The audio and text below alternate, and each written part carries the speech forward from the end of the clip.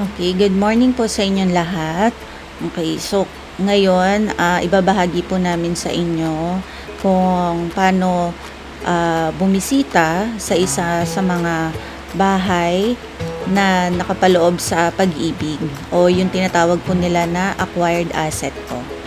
Okay, so iniisip po namin kasi or binabalak po namin na kumuha po ng bahay sa pag-ibig. Okay, pero since meron silang website na mga mura lang po yung mga binibid po nila na mga unit, so iba't iba naman po yung mga type po ng houses like townhouses, yan, and row houses. Okay, so ngayon titingnan po natin ay dalawang unit po. Okay, so nandito po tayo ngayon sa Kabuyao. Okay, so galing po kami kanina doon sa may Kabuyao exit. And then, dadaan po tayo muna sa Barangay Katapatan. Okay, so dito naman po, accessible naman po. Kung titingnan po ninyo yung daan, medyo malawak naman po. And then, yun nga, maraming means of transportation po dito. Okay, so, ayan, so silipin po natin itong daan, papasok po sa may Barangay Gulod. Okay. So, makikita nyo po yung daan po dito, medyo maliit pa po kasi ongoing pa po yung construction po niyan. Okay, so may road renovation po. So, along the way po, may makikita po tayong hospital po dito. So, ito po yung hospital or bagong tayong hospital ng Kabuyao. Okay, so medyo malaki din po siya. So, I think ito ay siguro mga 10 minutes or usually 5 to 10 minutes from sa gate po nitong St. Joseph Village 7 Phase 5. Okay, so pasok na po tayo dito sa subdivision. Okay, so before natin pong hanapin, actually dalawang unit po talaga ang titingnan po namin. Okay, so ito yung nakapaloob dun sa first bidding ni Pag-ibig. Okay, so let's make a light tour na lang po dito sa community po ng St. Joseph Village 7. Okay, so makikita ninyo, ito po yung mga typical po na bahay dito sa Phase 5. Okay, so ganyan po yung mga design po. Okay, so that type is a row house type po.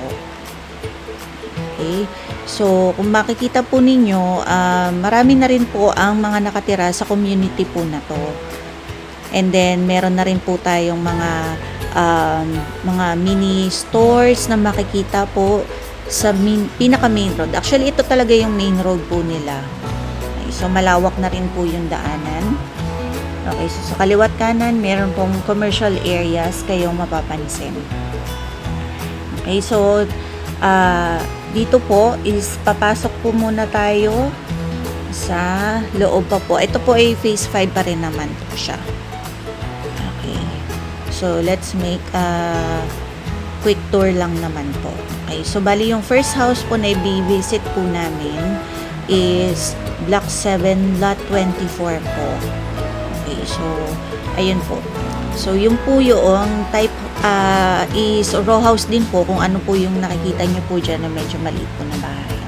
So ayan po pala, may mapapansin po kayo yung sa mga commercial area po sa labas, so hindi na po kayo mahihirapan. Meron po mga barber shop po dyan, salon, laundry shop, at meron na rin pong mga hardware. Ayan, makikita nyo dito sa my left side po, ayan, yan po ang hardware. Okay, meron na rin pong M. Louis dito naman po sa right side. Okay, so yan po yung dulo po ng Phase 5. Okay, so ayan naman po dito sa ikutan natin. So hindi na po tayo pupunta dun sa pinakalikod kasi iba na po yung mga design ng mga house po doon. Okay, so ikot na po tayo at hanapin na po muna natin ang first house po. Okay, so yun sa Block 7 Lot 24. Okay, so yung property number po ng hahanapin natin is 815-202-2091 30091 ni Pag-ibig. Okay, so ang lot area po ay 60 square meters po, and then ang floor area po is 21 square meters. Okay, so yung minimum na bidding price is 578.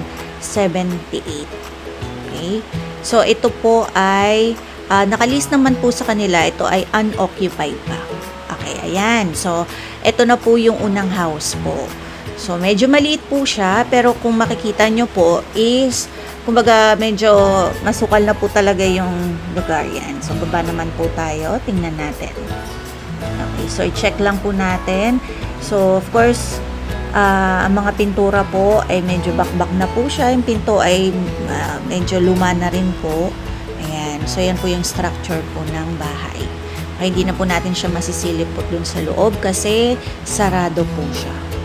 Okay? And then, ang mga kisame po natin, ayan, kung mapapansin ninyo is medyo sira na po talaga. So, malalaman po natin talaga na hindi po talaga siya natirhan.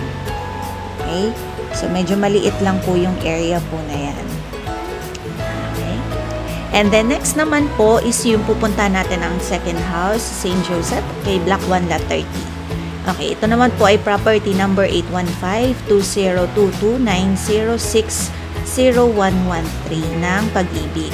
Okay, so ang lot area po nito ay 87 square meters. Floor area po is 37.57 square meters. Ang minimum bid price po dito ng Pag-ibig is 1.352. Okay, so ito kung mapapansin nyo po, unoccupied po talaga siya. And then, makikita nyo rin po, since unoccupied, medyo kahit unoccupied siya, wala naman po masyadong kailangang i-renovate. Okay, so medyo maayos pa naman po yung house na to. Medyo malaki po yung lot area niya. Medyo madamo na lang po talaga. Okay, so kung makikita nyo rin naman po, medyo yung sa gilid po, meron po talaga pang mga space po. Okay, and then ang community naman po, kung titingnan nyo po sa mga kalapit po, is maaayos at magaganda po ang mga bahay din nila. Okay? Ayun. So, mamaya tingnan po natin yung loob po mismo ng unit kasi, ayan nga, kung mapapansin ninyo, medyo ang may sira lang po is yung salamin. Ayan. Okay, so sana po ito, not bad na rin po ito para sa kung sino man po ang magkakagusto din po dito sa bahay po na to na mag-bid. Ayun, malawak po at I think pwede pa po ito para as parking lot po. Ayan, hindi na po tayo makapunta po dun sa likod. Okay, so ayan po yung loob, and ayan, medyo maayos pa naman po yung sa loob. So bear type lang po talaga siya. So need lang po ng onting renovation. Okay? So, ayun lang po at sana, ayan, nagustuhan nyo din po ang ang aming video for today. Ayan, and then, so, sana ma-approve din po kami at makuha din po namin tong unit po na to. Okay? Marami pong salamat!